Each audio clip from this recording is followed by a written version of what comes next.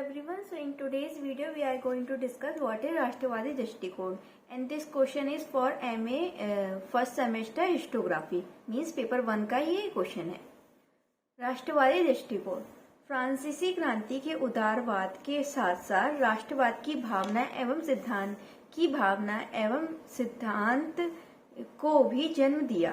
फ्रांसीसी सिद्धांत के अनुसार राष्ट्र का निर्माण सर्वसाधारण जनता के मत अधिक आधारित होना चाहिए।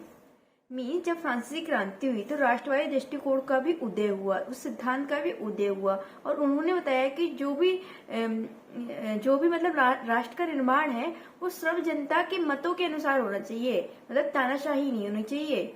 फिर आते हैं नेपोलियन की विजय के बाद ये विचार और भी मजबूत बने। नेपोलियन को राष्ट्रवाद का जनक का रूप दिया गया। दूसरी प्रकार का राष्ट्रवाद जर्मन सिद्धांतों पर आधारित था और उसे लोकप्रिय बनाने में हर्डर का विशेष योगदान था। हर्डर के अनुसार राज्य को शक्तिशाली बनाना आवश्यक था, लेकिन केवल संस्थाओं और सार्वजनिक कल्याण से राष्ट्र महान नहीं बन सकता।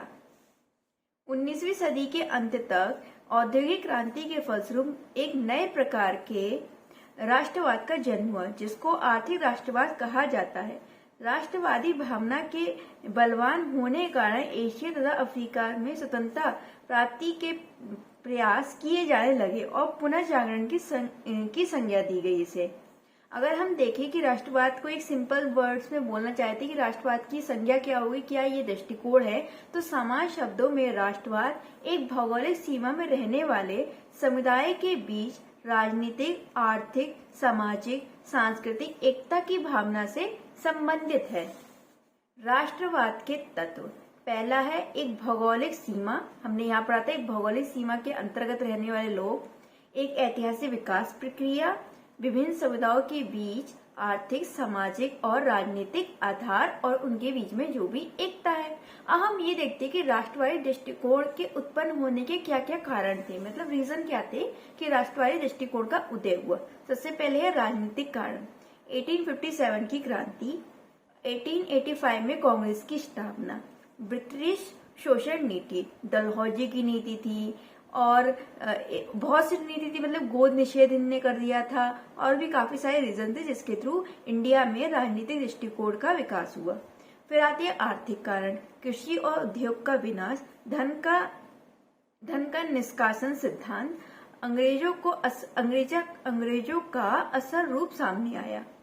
क्या हुआ कि देखो कृषि उद्योग धंधों का विनाश हो रहा था क्योंकि ब्रिटिश के लोगों से, मतलब ब्रिटिश सरकार के थ्रू अंग्रेज क्या कर रहे थे, वहां से सस्ता माल ले आते थे और इंडिया में आके भेज देते थे। तो जो इंडिया के उद्योग धंधे थे, जो कुटीर धंधे थे, वो एकदम बंद होने लगे।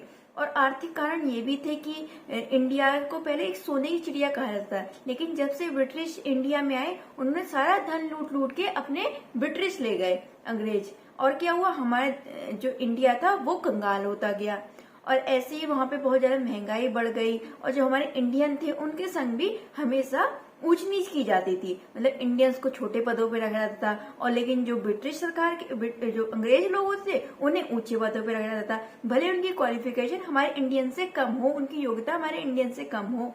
ऐसे सिविल एग्जाम्स भी उन्होंने कहा इंग्लैंड जाके ऑर्गेनाइज कराने शुरू कर दिए सो डेट कोई भी इंडियन उसमें पार्टिसिपेट नहीं कर पाए, और जब वो पार्टिसिपेट कर भी लेते उसमें सफल भी हो जाते तब भी उन्हें जॉब नहीं देते। तो इसी सब के वजह से इंडियंस में राष्ट्रवादी दृष्टिकोण का विकास हुआ। अब आता है नेक्स्ट कारण क्या है, सामाजिक कारण। सामाजिक धार्मिक आंदोलन, स्वदेश पर बल, मतलब कि सामाजिक धार्मिक आंदोलन चल रहे थे बहुत तरीके से। दयानंद सरस्वती ने कहा था कि भारत भारतीयों के लिए और वेदों की ओर लौटो। तो भारत भारतीयों के लिए है, तो जो इनका ये वाक्य था उसकी वजह से राष्ट्रवादी दृष्टिकोण और विकसित हुआ लोगों के बीच में, उनमें और जागरूकता आई कि भारत तो हमारे लिए है, तो ये अंग्रेज हम पे क्यों राज कर रहे हैं। और वेदों की ओर लौटो मीन्स हम अपने जब वेदों को पढ़ेंगे तो अपनी संस्कृति को जानेंगे और हम अपने लाइफस्टाइल को जानेंगे कि हमारा देश हमारे लिए है।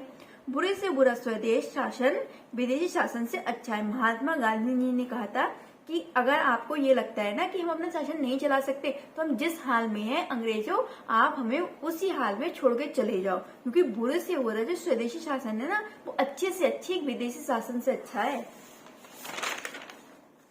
फिर नेक्स्ट कारण आता है सांस्कृतिक कारण।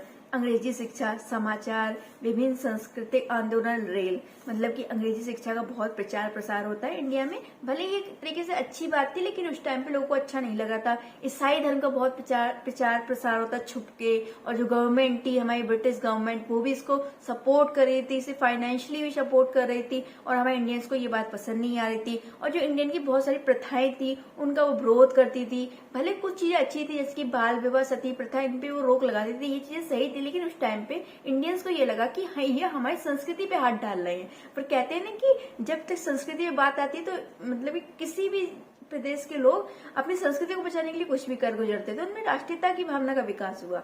रहता है विदेशी तत्वों की भूमिका, जैसे कि 1776 अंग्रेजी स्वतंत्रता संग्राम, 1787 में जो फ्रांस की क्रांति हुई, समानता, स्वतंत्रता, बंधुत्व का नारा दिया, इसके थ्रू भी इंडियंस में राष्ट्रवादी का जो दृष्टिकोण था उसका विकास हुआ। जापान का चीन पर विजय, तो फिर क्या हुआ, फिर जापान का रूस पर विजय। फिर उसके बाद ये हुआ कि जापान का इंडिया पे भी भय था आक्रमण करने का, क्योंकि इंडिया पे ब्रिटिश लोग जो थे वो राज कर रहे थे, और ब्रिटिशर जापान के दुश्मन थे।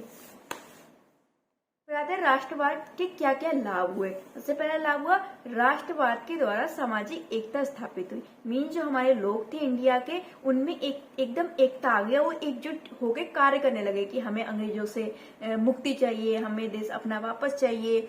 और वो पहले क्या था कि अंग्रेज क्या करते थे, फूट डालो और राज करो, मतलब हिंदू, मुस्लिम, सिख, ईसाई सब में फूट डलवा देते थे और राज करते थे। लेकिन जब से राष्ट्रवाद की भावना विकसित हुई लोगों के बीच में, तो उनमें ये फूट डलना ही बंद हो गई। उन्होंने सोचा कि हम तो सब भारतवासी हैं, हम कोई हिंदू, मुस्लिम, सिख, ईसाई में थोड़ी लड़ाई करेंगे, हम एकता के रूप में रहेंगे, और जो हमारे देश पे राज कर रहे हैं उन्हें भगा देंगे। फिर त्याग व बलिदान की भावना उत्पन्न हुई, मतलब कि वो अपने देश के लिए कुछ भी कर गुजरने को तैयार थे। साहित्य तथा संस्कृति का विकास हुआ, मतलब हमारे इंडिया की जो संस्कृति थी वो रिच हुई राष्ट्रवाद के दृष्टिकोण के बाद। और राष्ट्रवादी दृष्टिकोण पर मैथिली शरण गुप्त ने, नारायण पांडे ने, रामधारी सिंह दिनकर ने बहुत सारी अपनी रचनाएं भी की।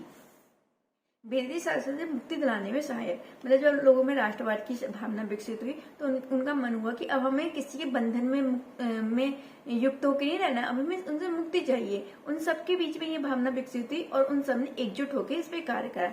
राजनीतिक स्थिरता को उत्पन्न करता है, मतलब कि देखो कि हमारे कांग्रेस की भी स्थापना हो गई थी, और क्या हुआ था, राजनीतिक स्थिरता आ गई थी। किसके थ्रू, राष्ट्रवाद के थ्रू, क्योंकि सब लोग चाहते थे कि अब हमें विदेशों से मुक्ति मिल जाए।